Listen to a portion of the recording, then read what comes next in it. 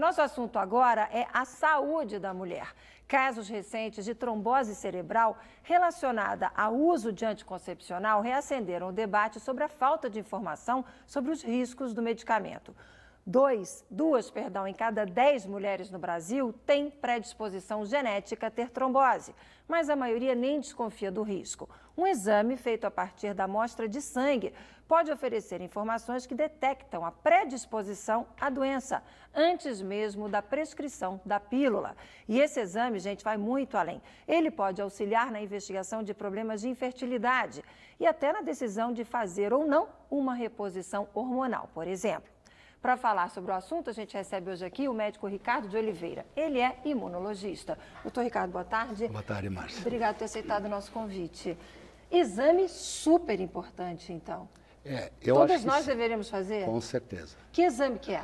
Então, são dois exames principais, que são as trombofilias genéticas. Essas são as mais importantes. A primeira delas, e a mais importante, que é a mutação de um gene, que a gente chama de fator 5, e essa mutação recebeu o nome de Leiden, porque é muito incidente nessa cidade da Holanda que chama Leiden.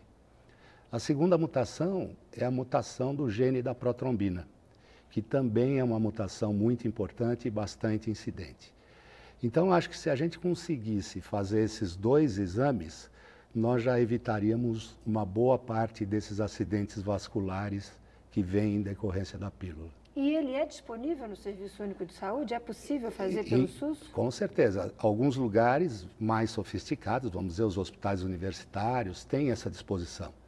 A grande vantagem desse exame é que ele pode ser colhido em qualquer lugar e o transporte é muito simples. Como ele não é um exame urgente, você pode ter centros de referência que vão realizar esses exames para todas as meninas, independente de onde elas estejam. Então, quer dizer que antes da indicação de tomar uma certa pílula, essa ou aquela, de geração mais avançada ou menos avançada, seria ideal que a gente fizesse esse exame. Com certeza. Até porque ele pode indicar, não pode tomar pílula, pode acontecer esse tipo de indicação?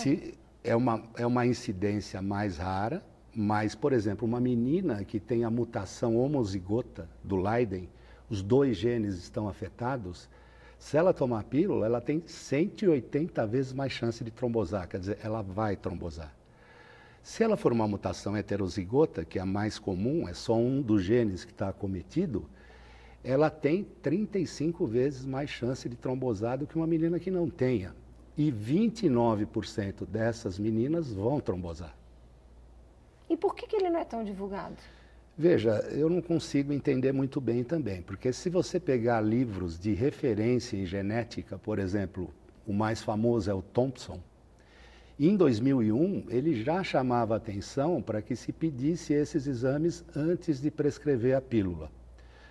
Eles voltaram muito à moda a partir do ano passado, por uma revista semanal que mostrou várias meninas trombosadas pós-pílula, e agora com esse acidente vascular. Que acabou de acontecer. Eu acho que a imprensa está tendo um papel talvez até mais importante do que às vezes a medicina na divulgação dessas coisas.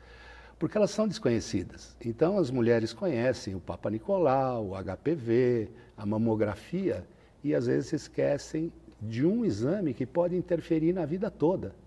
É a pílula, é um aborto na gestação que vai ocorrer. Então, quer dizer que esse exame também pode ajudar no diagnóstico desse tipo de situação? Lógico. E, inclusive, na indicação ou não de uma reposição hormonal na fase da menopausa, por exemplo? Também, lógico, porque tem algumas reposições hormonais que são altamente trombogênicas. Então, você também vai evitar isso. E mais, se a gente imaginar que hoje a maior causa de morte materna no mundo todo, não é só no Brasil, é a trombose no puerpério, depois do parto. Logo depois do parto. Se a gente identificar essas meninas, elas vão poder ser tratadas e não vai acontecer nada, porque o tratamento é extremamente simples. Qual é o tratamento? No caso da gestação, é a enoxaparina sódica, que é um anticoagulante. Uma medicação. Uma medicação simples de ser usada diariamente. No caso de uma menina que tem essa mutação, é evidente que também existe uma predisposição, independente de qualquer coisa, a ter mais problemas cardiovasculares no futuro. Infarto, AVC. Aí, nesse caso, uma aspirina infantil por dia pode resolver todo o problema.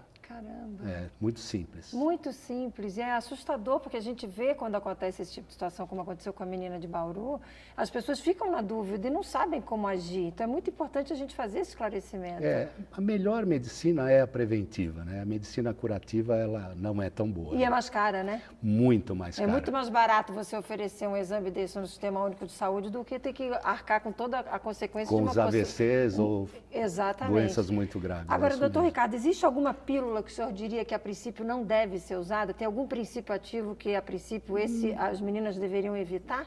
Ou não? O mais importante é realmente fazer o exame para ver se você tem a tendência a ter a trombose. Eu acho que o mais importante é fazer o exame e procurar no ginecologista, no médico dela, o aconselhamento de qual é o melhor método contraceptivo para ela. Que pode não ser a pílula, pode ser um DIU, um dispositivo intrauterino, que vai ser mais seguro para ela. De uma forma geral, não existe uma pílula que pode ser indicada e que não tem risco trombogênico. Todas têm. Inclusive as de terceira geração têm mais do que as de segunda geração. As mais modernas. As mais modernas. Ela tem um risco que chega a quase 2 vezes a das de segunda geração. Então, se você plotar isso em todo mundo que toma pílula, isso representa 16 óbitos em 100 mil pessoas que tomam pílula. É muita coisa. É muita coisa, principalmente se for alguém que a gente goste. Né? E se tiver ainda a tendência a engordar, se for uma pessoa obesa, fumante, aí tudo isso piora, né? Tudo isso piora. Porque tudo isso é vasoconstritor, colesterol alto, uma série de outras coisas, mas você citou bem, principalmente fumo, obesidade e idade acima dos 35 anos, em que essas coisas também pioram. Né? Para a gente fechar, por gentileza, a câmera 3 é toda sua. Diga de novo o nome dos exames para quem está em casa pegar o papel e caneta na mão e anotar e pedir para a sua médica, para o seu ginecologista prescrever esse exame. Qual é o exame que a mulher deve pedir? Então, os dois principais são a mutação do gene do fator 5, que é o conhecido como Leiden, e a mutação do gene do fator 2, que é o gene da protrombina. Na realidade, a maioria dos ginecos conhece esses exames e a maioria, eu acredito, tem pedido esses exames. Muito obrigada pelos esclarecimentos. Super importante a gente poder levar essa informação assim tão clara, tão direta para o nosso telespectador. Obrigada pela participação, uma boa tarde, até uma próxima oportunidade. Eu que agradeço, Márcia. Muito obrigado.